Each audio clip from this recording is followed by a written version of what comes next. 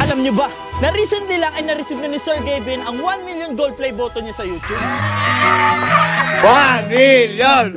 1 million! Pero alam nyo kung ano napansin ko, mas mataas yung followers nila sa Facebook, pero sadly, wala silang marireceive na kahit anong award or play button. That's why today, ako na mismo ang gagawa ng kauna-unahang Facebook play button para sa kanila. Ano kaya ang magiging reaction nila? Ihagis din kaya ulit nila? Ay go! Itakin pag nag-unboxing, hagisan ng hollow block, or mapaiyak ulit natin si Sir Gavin dahil ma-appreciate niya ito ng sobra. Hindi po kasi madali makakuha ng ganito. Sobrang hirap.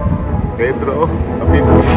Tara at samahan niyo ako sa magiging journey ng vlog na to hanggang sa tuluyan natin ito may abot at makita ang magiging reaction nila. And welcome nga pala sa episode 1 ng series na to wherein I will design the Facebook customized play button, Sir Gavin Edition. Alright guys, so ngayon alam na natin na si Sir Gavin ang next nating gustong bigyan ng play button. Ang kaso, ito yung problema natin. Hindi kasi kagaya ni Boss kung meron talaga siyang symbol na pwede nating pagkuhaan ng concept. Kaya ngayon, ang gagawin natin is manonood tayo ng maraming interview sa internet at baka sakaling makakuha tayo doon ng clue. At agad-agad ko na nga sinimulan ng panonood, tamang nood sa tapat ng PC, habang nagwawalis, habang kumakain, nasa higaan at kahit nasa CR. At makalipas ang halos buong araw na panonood, this is all the information na nakalap ko. So una dyan is family-oriented talaga sila. So sobrang napaka-family centered nila, no? Napakahalaga kay Sir Gavin yung pamilya niya, kapatid niya, and especially yung mama at papa niya. Next, papa niya pala ang reason kung bakit siya nag-start mag-vlog. At pangatlo, idol niya din pala si Kong TV. Pares kami. Idol na idol ko rin si Boss Kong. Pero ito yung twist. Isa rin pala si Boss Kong sa reason kung bakit nag-start din siyang mag-vlog. At pang-apat, related pala sa sakit sa puso ang reason kung bakit na mayapa na yung papa ni Sir Gavin. At sobrang sakit sa part nila yung pagkawala ng papa nila. Pero guys, sa lahat ng interview na napanood ko, meron talagang isang interview na nag-stand out sa lahat. At eto yun. Tulong ko po, ang ganda nito. Ano to? Yan, gawa po ni Papa yan. Wait, your dad did this? Yes po. Pero bakit ito naisip ng tatay mo? Mahilig lang po siya sa robot. Alright, so ngayon, tingin ko, ito na lahat yung mga pinaka-crucial na details or information na kailangan natin para mabuo natin yung concept design. Pero ang problema, opinion ko lang kasi to guys. Hindi lang naman ako mag-isang gagawa nito eh. Meron isang importanteng tao na kailangan marinig ko yung side niya at kailangan mag-match or mag-agree kaming dalawa. Kaya tara, punta na natin siya. Pre! Hey guys, meet Arieto Capasio. Siguro naman kilala nyo na. Siya lang naman ang tao sa likod ng customized play button ni Kong TV, Vanna Alawi, at ngayon ay si Sir Gavin. Ayun. So ngayon pre, bago tayo magsimula, ano mo naman masabi mo kasi hindi kinuha yung kay Ivana pre? Hindi pa. Pero kukunin yan, no? Okay. Pero maiba tayo. Di ba alam mo na yung purpose natin ngayon? Ang next natin bibigyan pre, si Idol Gavin. Yon, si Sir Gavin pre. So ngayon pre, kaya ako na parito pre, kasi meron ako ikukonsulta sa'yo. Ano yung kumonsulta natin? Nanood na kasi ako ng mga information na gagamitin natin para sa gagawin nating design para kay Sir Gavin. Ngayon, opinion ko lang yun pre. Kailangan mag-agree ka din. Kasi dalawa nga tayo din maggagawa eh. Okay? Okay, manonood na kami. Let's go. At agad-agad na nga kaming nanood. At after couple of hours sa panonood ng maraming interview. Your dad did this? Yes po. Para po sa purok po namin, purok ulo. May purok ulo po dyan na wala lang po. Pero bakit ito naisip ng tatay mo? Mahilig lang po siya sa robot. So ito, Mark, ito. Ano pre? Opo, ito po yung represent. Yan na yan. Eto na. So ngayon guys, dahil G na si Aye, mag-sketch na tayo. Let's go. 3, 2, 1. So agad-agad na nga nag-drawing si Arieto. Pero syempre, hindi rin naman agad-agad niya nakuha yung flavor na gusto niya eh. Kaya after many failed attempts, natapos din naman niya ang concept. Tapos na? Tapos na.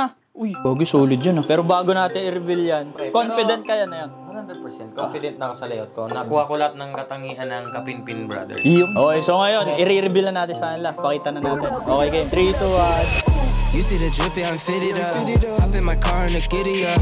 Secure the bag, yeah, I get the bus. Pick it up, pick it up, pick it up. So yun guys, nakita nyo na no. So papayta na lang din namin dito banda yung pinakamalinaw na itsura niyan no. So ngayon pre, dahil tapos mo na yan, ano bang gagawin ko dyan yan? Gawin mo tong mas 3D or realistic. Iyon. Ako na guys. Kaya ko ba? Ako ba't tinatanong mo? Hindi ako expert sa Photoshop pero I will do my best. Kaya balik na tayo sa editing room at it's my time to shine. Let's go! Alright guys, so ngayon sisimulan na natin gawing realistic or 3D yung binigay sa atin na drawing. Bigyan niyo muna ako ng oras, time-lapse muna kayo dyan, mag-uumpisa na ako. Let's go! Tapos ko lang gawin na ganito yung itsura niya ngayon, no? So ngayon, itatry naman natin siyang gawan ng iba pang detail. Grabe guys.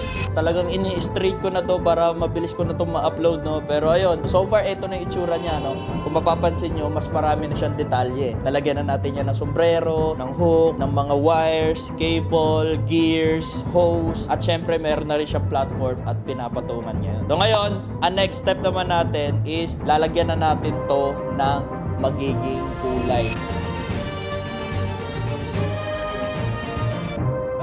So ito na yung kinalabasan niya guys. I hope na-appreciate nyo na. Pero ngayon, dadako na tayo sa mas pinakamahirap pa na part ng ginagawa natin. No?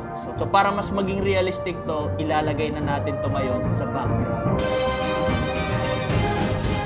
Alright guys, grabe. Ngayon, tapos na natin yung pinaka-final form na ilagay na natin to sa background. Nailagay na natin sa maayos na platform. Naayos na natin yung lighting. And for me, tingin ko ito na yung pinaka-final look niya. Ngayon, i-reveal ko na sa inyo. In 3, 2, 1, let's go.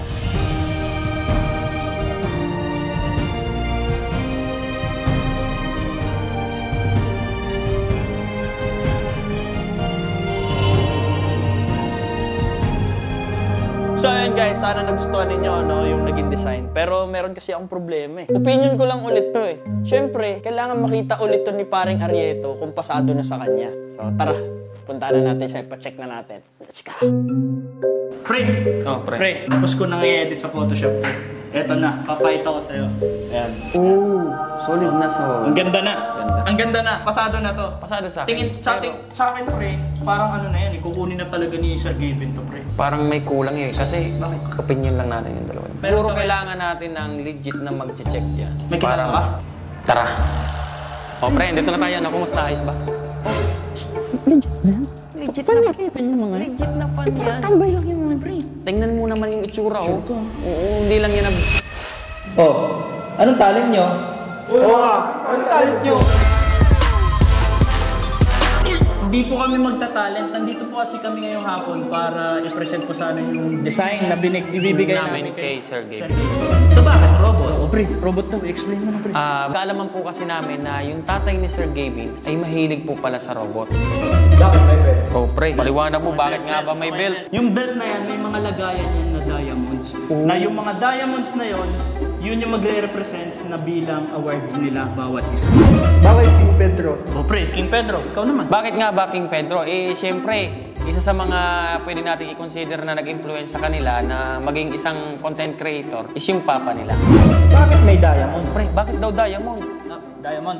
Kaya po diamond kasi kung mapapansin ninyo, yung pinaka-highest form ng klase ng bato is diamond. Oo nga Eh naman. grabe na yung mga na-reach niyan ngayon, pre. Kaya parang diamond yung bawat award nila. Bakit pirata? Paano yan? Bakit daw pirata? Napag-alaman kasi namin guys na ang Kapinpin family is mahilig pala sa One Piece. Yan, eto pre, nakuha ko talaga to clue. Alam mo, Sa kanila. yung mga pangalan pala ng nila, kung bakit Sir Gavin, Chip Allen, Captain Kelsey, galing yan sa One Piece.